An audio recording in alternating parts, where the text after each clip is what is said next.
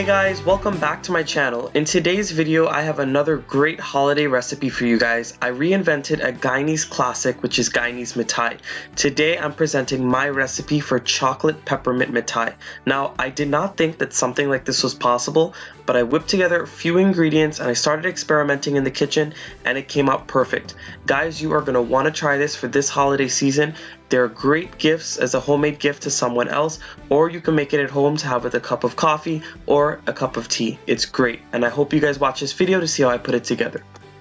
Putting together this mithai is very simple. To a bowl of all-purpose flour, I'm going in with some baking powder, and I want to mix that in really well with my fingers so this way it can get evenly incorporated. And at this point, I'm going in with some unsalted butter that I've just chopped up. Chopping it up will help it to become incorporated into dough a little easier. You're just going to go in with your fingers and mix it up until you get a texture that resembles coarse sand, and it's very grainy. Once you get the butter properly incorporated into the flour, you're going to go in with some chocolate pudding mix, and then we're also going to go in with some cocoa powder. And these two ingredients are what's going to give this mithai a very chocolatey rich flavor. So what I'm doing now is just incorporating that really well with my fingers, and then we're going to move on. After you've mixed in the chocolate pudding mix as well as that cocoa powder, you're going to start adding in a little bit of evaporated milk at a time and bring this dough together.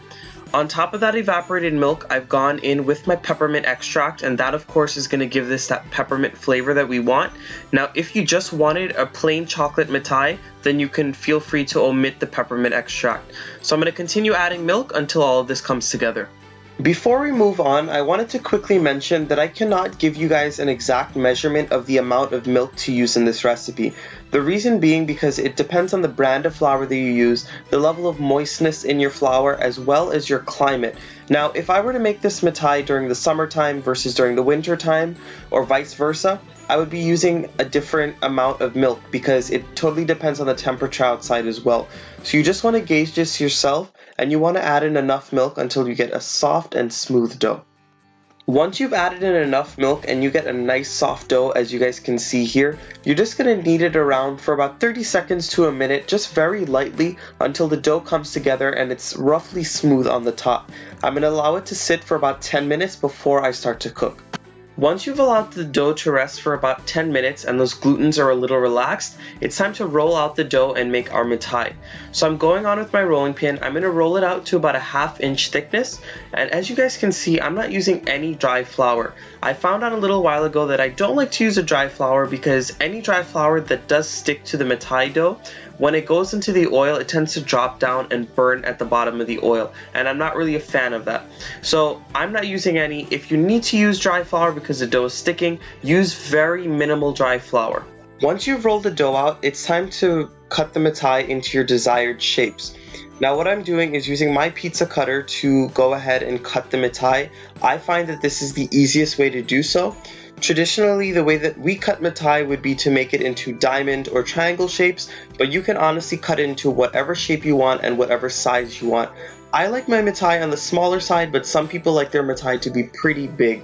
So you can cut it out into whatever thickness, whatever size, whatever shape you want. The taste is still going to be great. So I'm going to continue cutting these shapes out, and then we're going to move on to frying the mithai. Now, to some vegetable oil that I've had preheating on a medium heat, I'm going in with small batches of my mithai. Now you want to go in with small batches because if you overcrowd the pan, then the temperature of the oil will be brought down and then all of the mithai pieces will soak up that oil, and this just will not be enjoyable. I'm going to leave my batch in here for about 3 to 4 minutes, or until you can see that the edges are golden brown, and you want to make sure to keep stirring and flipping them so this way they don't burn or brown unevenly. My mithai took exactly 3 minutes to fry in the oil. Remember, I said I kept my heat regulated on a medium heat so this way they can get browned evenly. And I wanted to quickly mention that although the dough is pretty dark in color, you will be able to tell when this mithai is golden brown on the outside.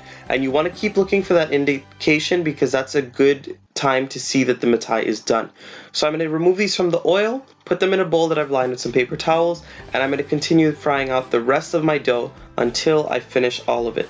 Once you finish frying all of your mithai, it's time to prepare the pag or the sugar syrup that's going to end up coating the mithai.